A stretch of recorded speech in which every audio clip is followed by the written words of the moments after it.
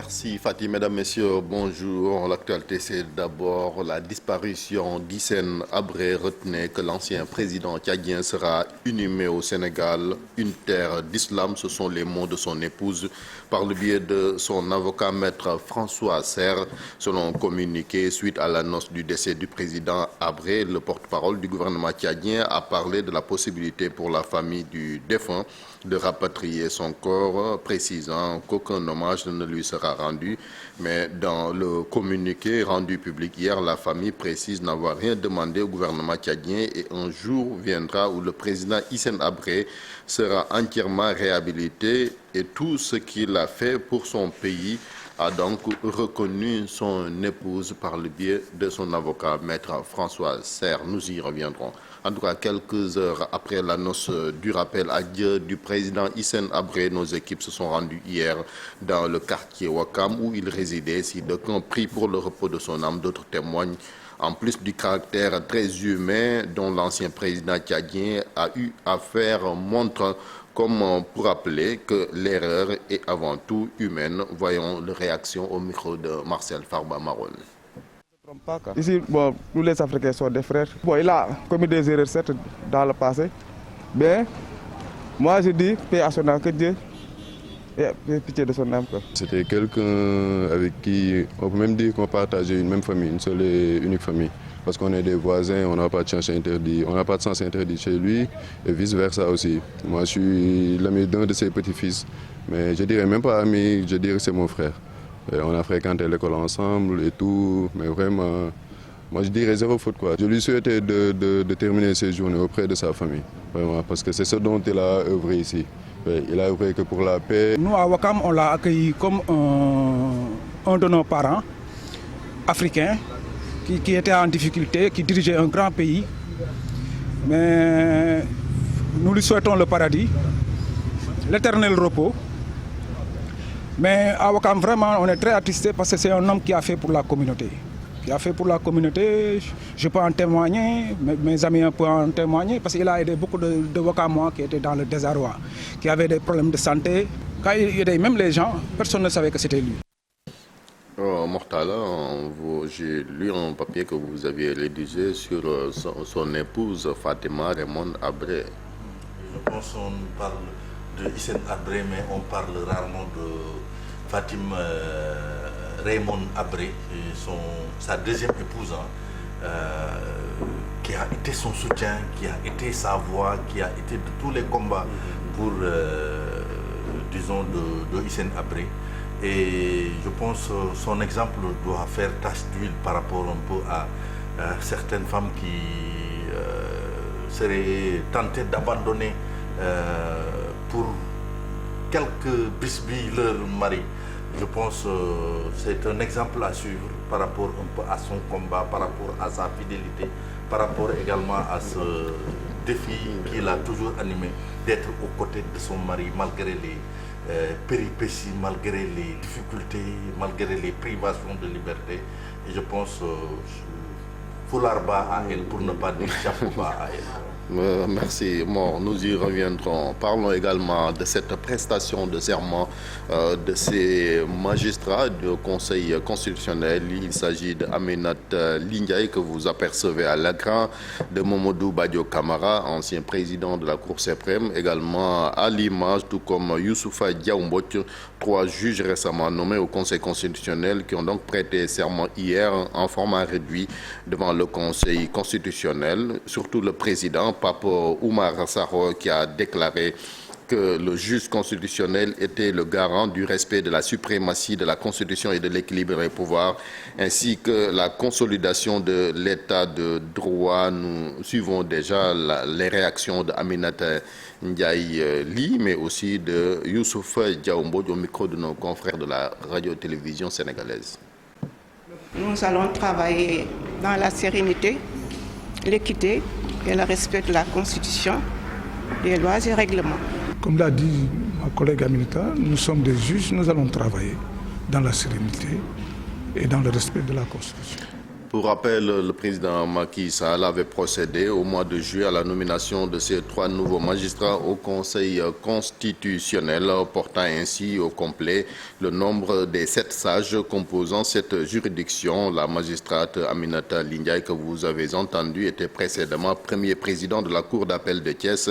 Elle a donc été nommée pour terminer le mandat de Bousso Diaw Fall, défunte membre de cette juridiction constitutionnelle. Parlons de la lutte contre le Covid-19 avec justement le Sénégal qui continue sa campagne de vaccination.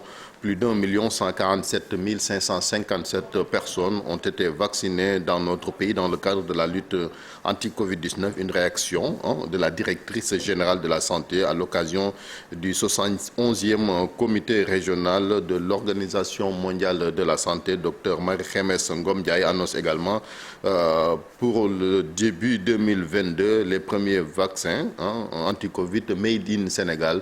Nous l'écoutons au micro de Iboukan.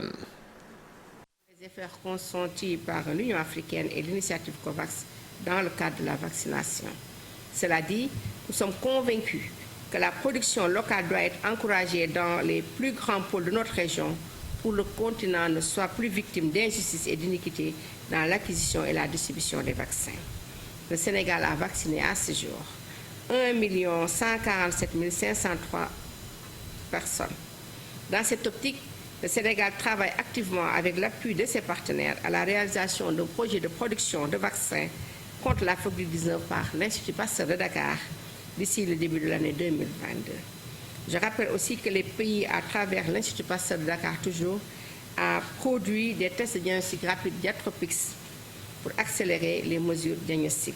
Dans la perspective de relance post-Covid et d'une plus grande résilience de notre système, le Sénégal a élaboré un plan d'investissement sectoriel 2020-2024 de 574 milliards 91 millions 18 191 francs pour renforcer les équipements, infrastructures et ressources humaines. Je vous remercie.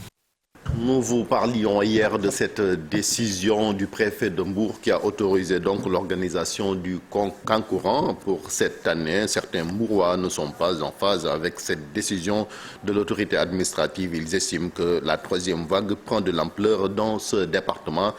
D'autres, par contre, approuvent cette décision. Reportage Abdourahmane Diallo, Mamadou Gueye.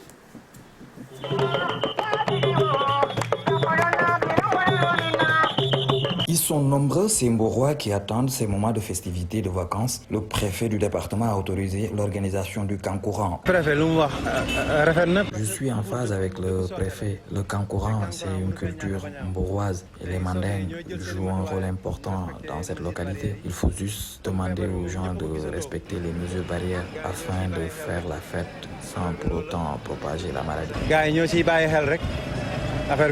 Ce vendeur de lunettes abonde dans le même sens. Kéba estime que son commerce marche grâce au Kankourang.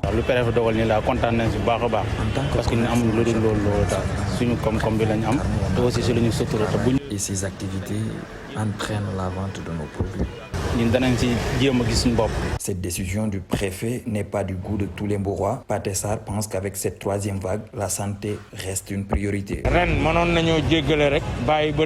On devait attendre jusqu'à l'année prochaine pour organiser ces activités culturelles. Vous savez, cette maladie a paralysé l'Europe, Sali, entre autres. Donc, je pense que la santé vaut mieux que tout. Car si on n'a pas la santé, on n'a pas le temps de faire des festivités. Si on n'a pas la santé, on n'a pas le temps aussi de faire autre chose. Donc on devrait se concentrer sur notre santé. Il faut rappeler que l'année dernière, à cause de la Covid, la collectivité mandingue n'a pas organisé ses activités culturelles.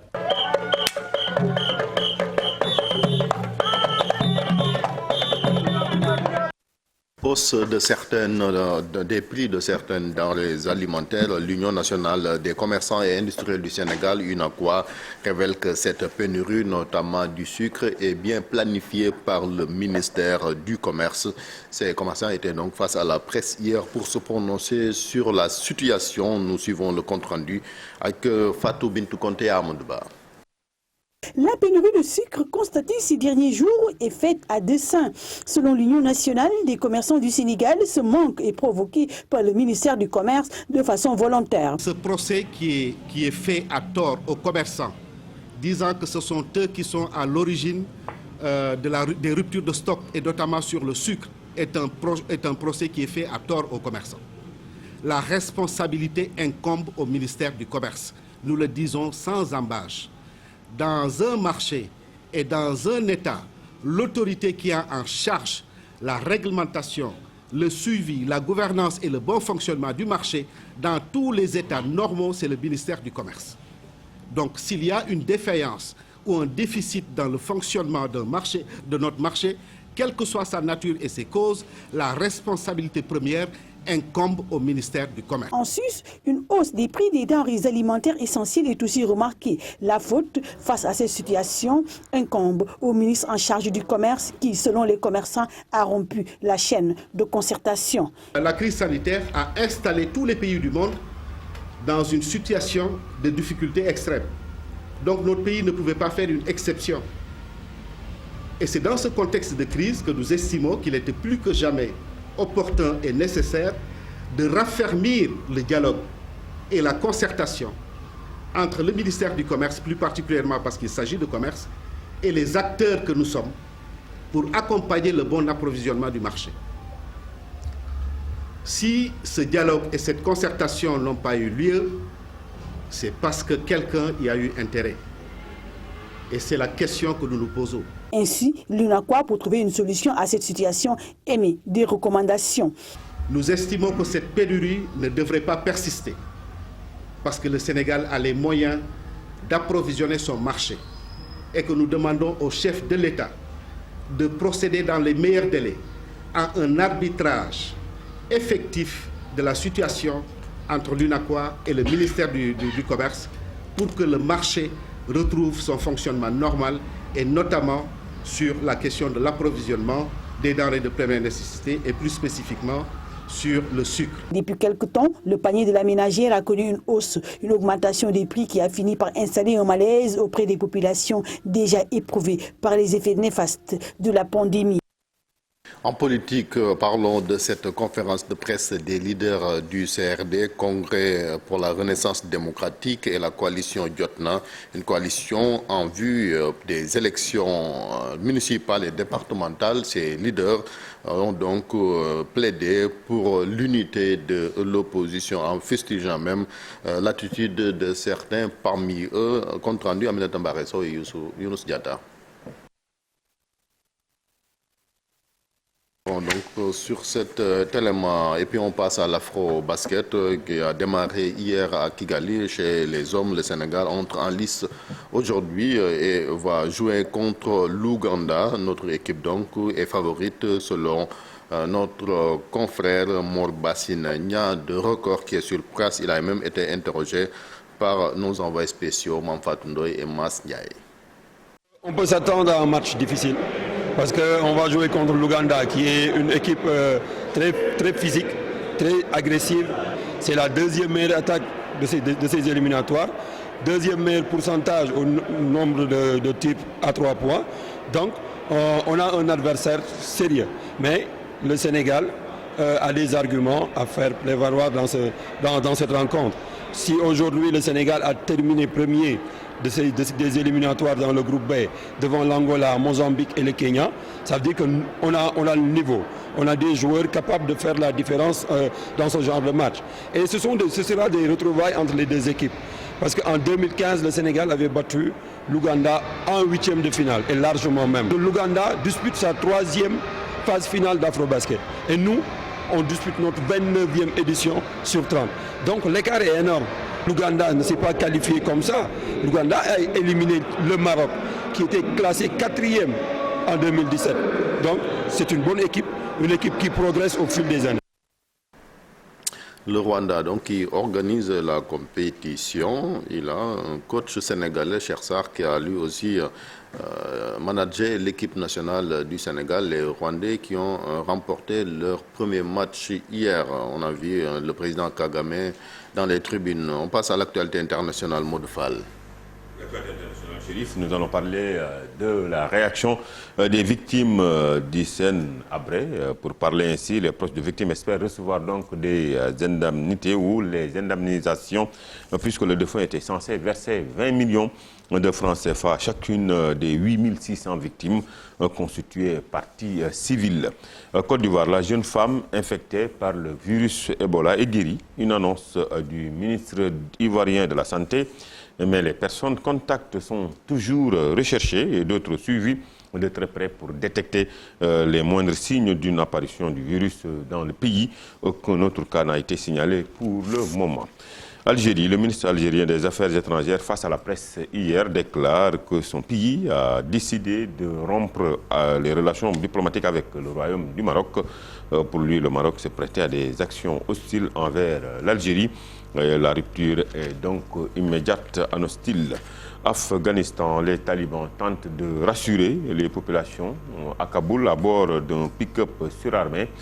Pourtant, la haute commissaire aux droits de l'homme de l'ONU avait averti pour Michel Bach la ligne rouge serait la façon dont les talibans traitent les femmes, les filles et les femmes.